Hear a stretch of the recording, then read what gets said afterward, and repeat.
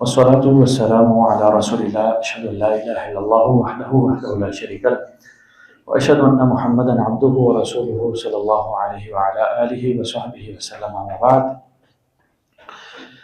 کتاب الجامع تیسرا باب الزہد والورع،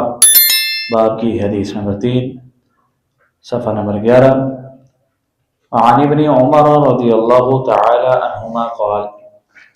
جناب عبداللہ ابن عمر رضی اللہ تعالی عنہما سے روایت ہے، بیان کرتے ہیں، اخذ رسول اللہ صلی اللہ علیہ وسلم بمنکبی،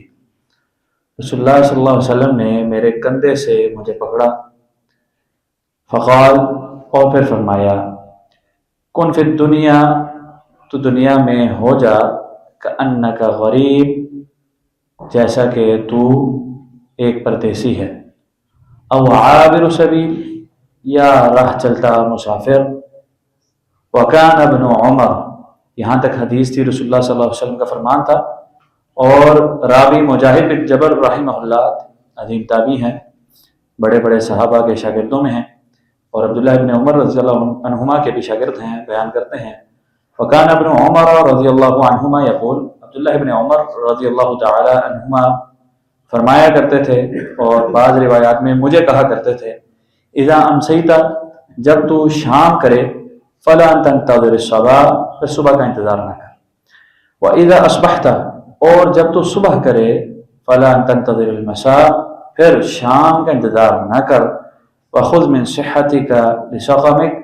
اور جو رب تعالیٰ نے تجھے صحت دی ہے اس میں اپنا حصہ تلاش کر. کس چیز کے لیے؟ لسقمک، جب تو بیمار ہو جائے اس کے لیے بھی حصہ اپنی صحت میں سے حاصل کر لے. ومن حیاتک لموتک، ایک وقت آئے گا تو نے مر جانا ہے، تو اپنی زندگی میں جو رب تعالیٰ نے موقع دیا ہے اپنی موت کے لیے کچھ حصہ اختیار کر لے اور حاصل کر لے اور تیار کر لے. اخرج البخاری، اس حدیث کو امام بخاری رحمہ اللہ نے اپنی صحیح میں بیان کیا ہے. زہد اور ورع کا باب چل رہا ہے، اور یہ احادیث ہم پڑھ رہے ہیں، ان کو اگر میں آپ پلے باندھ لیں تو ہمارے رب تعالیٰ سے تعلق میں یہ بہت معاون ہے. اب آپ علیہ السلام اپنے صحابی عبداللہ بن عمر بن خطاب کے بیٹے کو کندھے سے پکڑ کے نصیحتیں فرما رہے ہیں. دنیا میں ایسے ہو جا گویا کہ تو ایک پردیسی ہے یا راہ چلتا مسافر. پردیسی آدمی کسی کام سے جاتا ہے تو پھر وہ اپنا کام کرتا ہے اور واپس مڑ آتا ہے، اور زیادہ ساز و سامان بھی وہاں تیار نہیں کرتا، کیونکہ اسے پتہ ہوتا ہے یہ عارضی ٹھکانہ ہے، یہ مستقل ٹھکانہ نہیں ہے. اور مسافر وہ اگر کہیں قیام کرتا بھی ہے تھوڑی دیر کے لیے، وہ پردیسی ہوتا ہے، اور ویسے اس کی حالت کیا ہوتی ہے؟ وہ بس چلتا رہتا ہے، ایک سفر ہوتا ہے اس کا جس میں وہ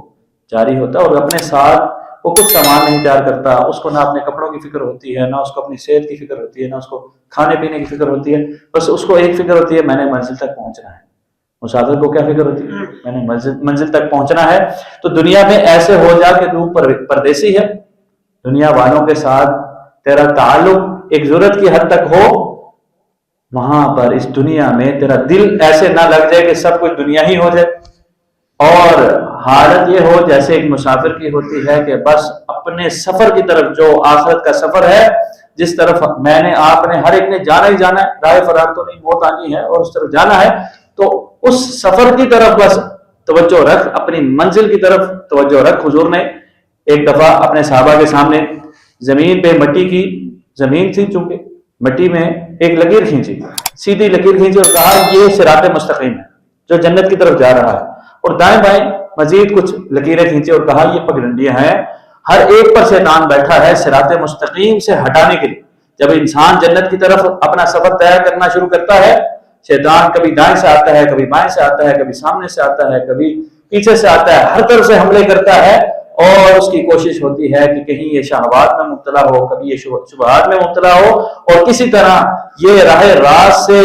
خراب ہو جائے، راہ راست سے بھٹک جائے اور جنت کی بجائے جہنم کا راہی بن جائے. تو یہ جو سیدھا رستہ ہے، جو منزل اپنی طے کی ہوئی ہے ایک بندہ مومن نے، اس کے اوپر گامزن رہے. یہ آپ علیہ السلام کی نصیحت ہے. اور اس کے بعد عبداللہ ابن عمر رضی اللہ تعالیٰ عنہ اپنے شاگرد کو جو نصیحت فرما رہے ہیں مجاہد بن جبر رحمہ اللہ کو، وہ بھی بڑی قیمتی ہے، کہ جب رب تعالیٰ نے دل میں جذبہ پیدا کر دیا کہ اب رب تعالیٰ کے رستے پہ چلنا، اب گناہ نہیں کرنا، اب نماز شروع کرنی ہے، اب رب تعالیٰ کے نام میں خرچ کرنا ہے، اب رب تعالیٰ کے لیے نفلی روزے رکھنے ہیں، کوئی بھی نیکی کا جذبہ دل میں اب پیدا ہو گیا، پھر صبح کا انتظار نہ۔ اگر شام کو جذبہ پیدا ہوا ہے، صبح کا انتظار نہیں کہ کل سے۔ شیطان کا یہ بہت بڑا وسوسہ ہوتا ہے، جب انسان راہ راست پر یا کسی نیکی کے رستے پر چلنا چاہتا ہے، شیطان کا وار ہوتا ہے کل سے، یہ کل نہیں،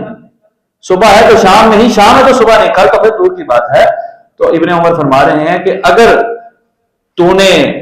شام کو کوئی جذبہ کر لیا، کوئی ارادہ کر لیا، تو پھر صبح کا انتظار نہ کر، اور صبح کوئی ارادہ کر لیا ہے تو پھر شام کا انتظار نہ کر۔ اور روایات میں آتا ہے ایک آدمی نے صدقہ کرنے کی نیت کی، اور بڑا صدقہ کرنے کی کہ میں فلانے ٹائم میں کروں گا یا صبح اٹھ کے کروں گا، رات کو ہی اس کی روح قبض ہو۔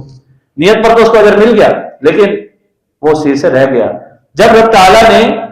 ایک سوچ ڈال دی ہے اور کوئی عزم کر لیا ہے، فَإِذَا عَزَمْتَ فَتَوَكَّلْ عَلَى اللَّهِ، پھر اللہ رب العزت کے لیے انسان کر گزرے۔ اور اس کے بعد کیا فرماتے ہیں؟ وَخُذْ مِنْ صِحَّتِكَ لِسَقَمِكَ، اپنی صحت کی حالت میں اپنی بیماری کے لیے اور اپنی زندگی میں اپنی موت کے لیے تیاری کر لو۔ حضور فرماتے ہیں اس روایت میں جسے امام بخاری رحمہ اللہ نے اپنی صحیح میں بیان کیا ہے، ابو موسیٰ اشعری رضی اللہ تعالیٰ عنہ اس کے راوی ہیں، اذا مرض العبد او سافر، جب بندہ مریض ہوتا ہے یا مسافر ہوتا ہے، کتب لہ، اس کے لیے لکھا جاتا ہے ما کان یعمل صحیحا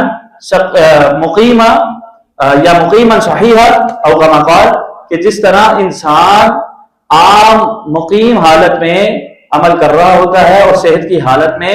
عمل کر رہا ہوتا ہے، جب وہ بیمار ہو جاتا ہے یا مسافر ہو جاتا ہے، اس کے لیے اجر و ثواب ویسے ہی لکھا جاتا ہے جیسے وہ عام حالات میں۔ تو جو اعمال میں آپ اپنی صحت کی حالت میں فراغت میں کریں گے، جب ہم مشغول ہوں گے یا بیمار ہو جائیں گے، رب تعالیٰ ویسے ہی لکھے گا، اور دنیا سے جب جانا ہے انشاءاللہ رب تعالیٰ اس عمل کو بھی جاری فرما دے۔ رب تعالیٰ سے دعا ہے رب تعالیٰ ہمیں اس حدیث پر عمل پیرا ہونے کی توفیق عطا فرمائے، اور رب تعالیٰ ہمارے دلوں میں اپنا تقوی، خشیت اور محبت پیدا فرمائے، ہمارے دلوں سے ضم کو اتار دے۔ وما توفیقی الا باللہ، علیہ توکلت و الیہ انیب۔